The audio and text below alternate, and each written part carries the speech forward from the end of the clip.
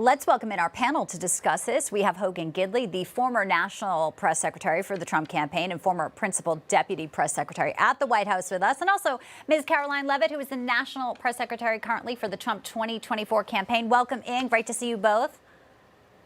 Thanks Bianca.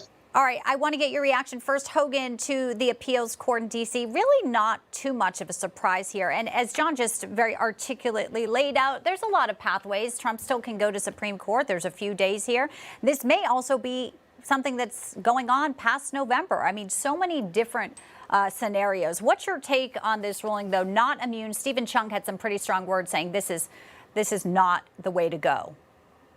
Sure. Well, first things first, Donald Trump did nothing wrong here. He's not guilty of anything because what he did not incite any insurrection. The whole thing is bogus on its face. I think people across this country are beginning to understand that more and more. But Donald Trump will appeal this. I mean, you have judges who were appointed by Joe Biden, one by H.W. Bush, kind of focused on, probably hating Trump, if I had to guess, as we begin to dig up some of the information about them in their past.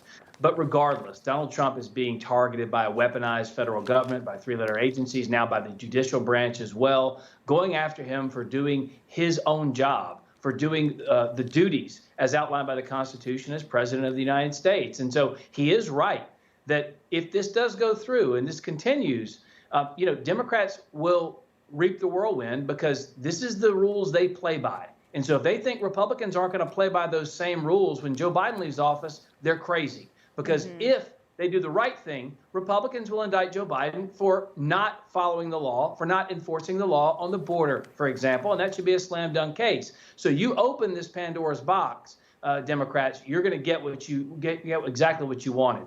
Yeah, well, we're going to see, obviously, Stephen Chung saying Trump respectfully disagrees and will appeal it in order to safeguard the presidency and the Constitution. Hogan, you talked about Democrats playing games. It's sort of like what we're seeing right now with this border bill, Karoline. They're saying this is the worst thing if the Senate border bill is dead on arrival, and, they're going to use it as a political football. President Trump sat down with Rob Schmitt yesterday and spoke about the border from his home in Mar-a-Lago. I do want to play a little bit of that exclusive interview and get your reaction on the flip side. This is a Democrat trap. It's a trap for Republicans that would be so stupid, so foolish to sign a bill like this. This bill can't be signed. And it's not only that, it's massive amounts of money going.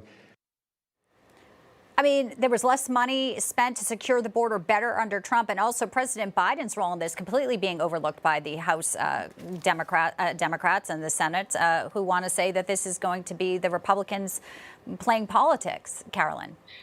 Yeah, President Trump is 100% right, and any senator or House member, Republican or Democrat, who votes for this bill should be ashamed of themselves, because this is not a border bill. This is an amnesty bill, and this is a Ukraine funding bill. There's $60 billion in this bill to fund Ukraine. There's only $20 billion to fund the border, and not one of those $20 billion will actually deter illegal immigration from this country. As a matter of fact, it will help facilitate it. There's a cap on 5,000 illegal immigrants per week. That is 4,000 more than Barack Obama and Joe Biden, when he was vice president, deemed as a crisis level. It would also grant mass work permits to these illegal immigrants in our country, more than 2 million of them per year, which would completely wipe out our American labor industry and take away good paying American jobs. We don't need a border bill. What we need is a president who will rightfully use his executive order to secure the border and to re-implement the policies of President Trump's administration, which were extremely effective